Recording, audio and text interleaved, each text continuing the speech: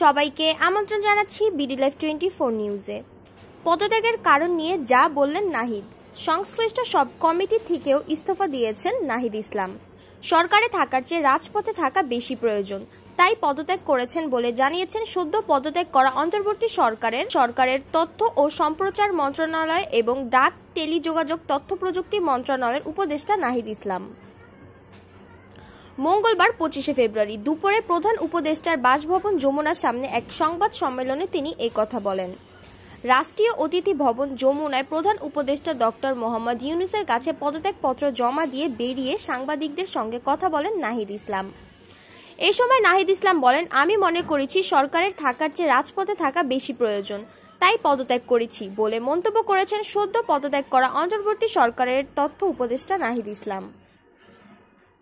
তিনি বলেন, আমি পদত্যাগপত্র জমা দিয়েছি, সব কমিটি থেকে ইস্তফা দিয়েছি।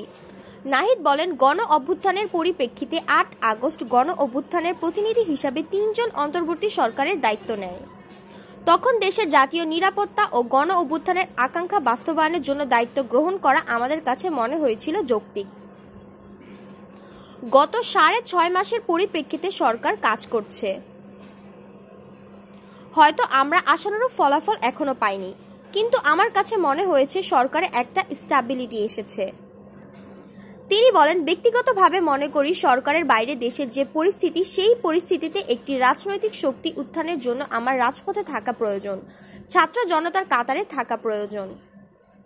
নাহিদ ইসলাম আরও বলেন, আমরা যে গণতান্ত্রিক পরিবর্তনের যে আকাঙ্ক্ষা করি, সে আকাঙ্ক্ষার জন্য এবং গণ অভ্যুত্থানে যেসব ছাত্র জনতা অংশগ্রহণ করেছে, সেই শক্তিকে সংহত করতে আমি মনে করেছি সরকারের থেকে সরকারের বাইরে রাজপথে আমার ভূমিকা বেশি হবে। বাইরে যে আমাদের সহযোগী যোদ্ধা রয়েছে, তারাও এটি চান। এর পরিপ্রেক্ষিতে আজকে মূলত পদত্যাগপত্র জমা দিয়েছি।